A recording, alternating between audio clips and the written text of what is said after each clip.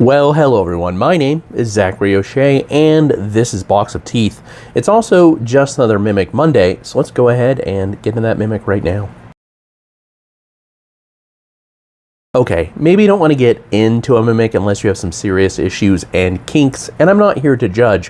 What I am here to do is to reach deep into that Box of Teeth and produce a homebrew Mimic for all of you for Dungeons & Dragons 5th edition. So they're sometimes a little bit silly, often pretty horrific, and today we have the Bridge Mimic. According to your map, your party had another day or so to go to reach the next bridge so they could cross this rain-swelled river that's barring their path. But as luck would have it, you found an old trade road that still had a bridge that spanned the crossing. That was pretty nice. Sure, it wasn't on the map, but such mistakes are not uncommon. What isn't common, though, is the fact that your boots started sticking to the bridge about halfway across, and tendrils started to appear where the railing was, and the back end of the bridge just twisted and threw the wizard down to the rushing water. It's another damn Mimic, isn't it? Roll for initiative. The origins of a Bridge Mimic are pretty simple to nail down. It likes riverfront property, and it finds the flesh of trolls pretty addictive as well. But to defeat and eat trolls, you need a couple of things. First off, you have to do acid damage, which Mimics can already do.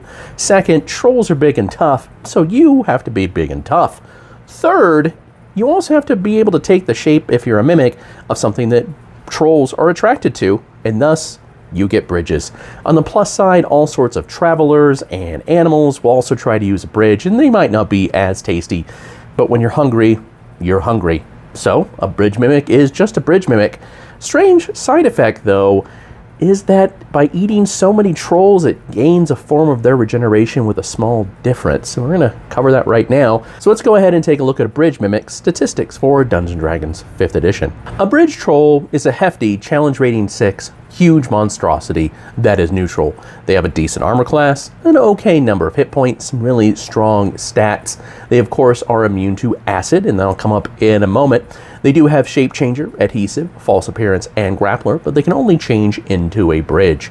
Ability-wise, they also have Bridge Troll, which is regeneration. However, it doesn't function if they take thunder or fire damage because they're naturally immune to acid. Action-wise, of course, it does have a pseudopod and a bite attack, but it amps up the damage because it's challenge rating 6 and huge size. It has multi-attack, so it can make 2 pseudopod attacks and 1 bite attack every turn. As a recharge action, it does have Troubled Waters here, and that has a lot of text. It is the Whirlpool feature, more or less, from Control Water, except it doesn't quite need as deep or as wide of water, because not all rivers are that big, but it also means its Whirlpool is a lot more localized. Basically, it sucks everything towards the Whirlpool. Creatures that get caught in the Whirlpool take bludgeoning damage if they don't make a save. It's hard to swim away from it, and objects just start getting smashed apart. So, if it's crossing some water, hey, that's great. If it's not crossing a water and it's like a gorge or something, well, the creatures it's going to dump off are going to take a ton of falling damage anyway, so it doesn't really matter. Now does it? All right, there we go. We have our Bridge Mimic. I know there used to be a classic AD&D monster that was a false bridge. That has been around for a while, so I figured I would go ahead and whip up a Bridge Mimic. I hope you enjoyed it, and I'd love to hear how we'd use it in your own campaign down in the show notes below. As always, you can find all of my Mimics, there's hundreds of them, and hundreds more horror-themed monsters, all for Dungeons & Dragons 5th edition. They're all perfectly free at boxofteeth.blogspot.com.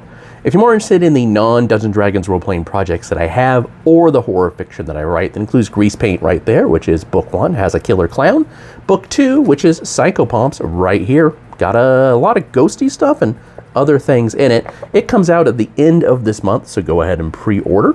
You can always find that at www.zacharyoshea.com. As always, I appreciate your time and your attention, and I hope you have a great rest of the week ahead of you.